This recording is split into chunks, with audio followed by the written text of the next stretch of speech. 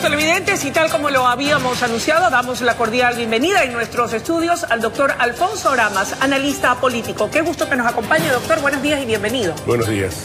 Doctor, Ecuador cuenta con una nueva Corte Constitucional. La selección de sus nuevos integrantes, ¿fue transparente? ¿Es la correcta? ¿Podemos estar confiados los ecuatorianos? Yo creo que sí. Yo creo que la trayectoria política, jurídica de la gran mayoría de sus actuales miembros, de los que van a ser sus miembros, definitivamente establece una perspectiva totalmente distinta de la Corte Constitucional, la ex Corte Constitucional anterior. Aquella que le damos de Correa. Totalmente desprestigiada, sujeta definitivamente y obediente a los dictámenes del expresidente Correa.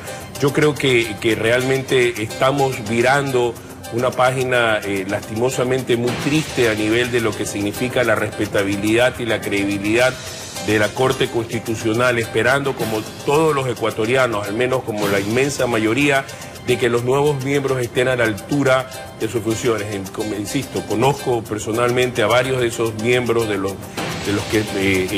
que serán pues los miembros de la Corte Constitucional, y estoy convencido que aportarán de una manera brillante efectivamente a rescatar la dignidad y la eficiencia de esa Corte. Ahora, doctor, profundizando más en el tema de la Corte, ¿quién debe presidir la Corte Constitucional? ¿Se escogerá al mayor puntuado de acuerdo a las calificaciones o debe haber una elección interna y distintamente de la puntuación que tenga cada uno? Yo creo que eso puede ser indistinto, puede ser cualquier posibilidad, insisto. Estoy convencido que en este momento, y creo que la tónica que debe darse es de la seriedad, de la eficiencia desde el primer momento, podría ser uno quizás por mérito que le haya obtenido la mayor calificación, que es el doctor Salgado, que realmente es un profesional de primera, con una brillante trayectoria. En todo caso, creo que es la posibilidad de establecer desde el principio, de marcar distancia de ese nefasto paso que fue la Corte Constitucional anterior. Ahora, los aliados al expresidente Correa, hoy oposición del presidente Moreno, sostienen sin embargo que la cesación de la anterior Corte Constitucional fue inconstitucional. ¿Hasta dónde comentarios de esa naturaleza en estos momentos de una u otra manera puede deslegitimar a la nueva Corte antes de que sea posicionada? De ninguna manera. La indecencia política, y debemos reconocer que gran parte de los que ahora son o siguen siendo adeptos al ex régimen, al expresidente Correa, han estado marcados e impregnados de una gran indecencia política. Entonces, lo que está bien que hablen, ellos pueden hablar y pueden expresar, porque justamente la libertad de pensamiento es básico en cualquier democracia, pero no tiene ninguna relevancia aquello. Ahora, ¿qué le hizo más daño al país? ¿La herencia del correato en la Corte Constitucional, que fue descabezada y que fueron cesados, o el haber permanecido casi 5 meses sin Corte Constitucional? No, pues yo creo que el pasado nefasto está básicamente marcado por una serie de actuaciones irregulares. Todos conocían lo que era la Corte Constitucional. Creo que definitivamente eso ha sido un tema sin precedentes en la historia del derecho constitucional ecuatoriano. ¿Qué era la Corte Constitucional anterior? Todos sabían, pues era una, no quisiera decirlo de forma peyorativa, pero era casi una casa de subastas en las cuales muchísimas de las opciones legales estaban supeditadas a los requerimientos o a las necesidades, en este caso, o también a las necesidades o imposiciones, en este caso, del exgobierno. Teniendo nueva Corte Constitucional, ¿cuáles serán los retos y desafíos de este nuevo organismo, por un lado, y por otro lado, a efectos de que el colectivo ciudadano conozca exactamente cuáles son las atribuciones y las facultades de la Corte Constitucional? Bueno, en ese sentido, difusión, información de sus facultades, de lo que pueden interpretar efectivamente en pos de la colectividad, y creo que de una u otra manera también dar la posibilidad de que muchísimas causas represadas, no tengo el número exacto, pero son centenas de causas que lastimosamente, debido pues a la ineficiencia e imprevisión, no han sido manejadas y siguen represadas en la Corte Constitucional. Sin duda, el papel de los nuevos integrantes va a ser vital también en esta cruzada del gobierno nacional de combatir la corrupción, doctor Oramas. Le hago esta reflexión porque el propio presidente del Consejo Transitorio, el doctor Trujillo, ha hecho un llamado, un exhorto a todas las instituciones públicas a efecto esfuerzos de que arranquen, extirpen de raíz la corrupción, porque podría, dice él, llevar definitivamente al descontento social, al descontento ciudadano que pudiera provocar graves afectaciones al convivir ciudadano. Mira, yo creo que el Ecuador atravesó lo que posiblemente sea la etapa más funesta a nivel de corrupción, la etapa más corrupta de su historia republicana. Hemos asistido realmente y cada día nos seguimos enterando. Hace pocos días se conoció una declaración de un alto representante de la empresa brasilera Odebrecht, que si bien fue dada a conocer o ya constaba en algún juicio en Brasil desde fines del 2017, si no me equivoco, recién se la hizo pública como tal, como lo que fue, como un video en el cual incriminaba a altísimos representantes o funcionarios del anterior gobierno. Entre ellos al ex vicepresidente que está preso. Así es. En ese sentido yo creo que lo que se debe rescatar, y creo que en esa medida también lo interpreta el señor Trujillo, es básicamente de que ese tipo de corrupción o todo este periodo de corrupción, la anterior, la actual, la que se dé, no puede pasar por alto, no debe ser castigada con el extremo rigor de la ley, ¿ya? Y en ese sentido, posiblemente la ciudadanía debe tener conciencia de la necesidad de pasos más concretos, más efectivos, no solamente de castigar a los corruptos, sino también de conseguir de alguna manera, que no es tarea fácil, la recuperación de los valores robados, ¿no? Estamos hablando realmente de una estructura general que posiblemente se copió, se repitió en varios países que siguieron la égida del modelo bolivariano. Ahora, a propósito de esto, ¿cree usted que el gobierno del presidente Moreno va por el camino correcto?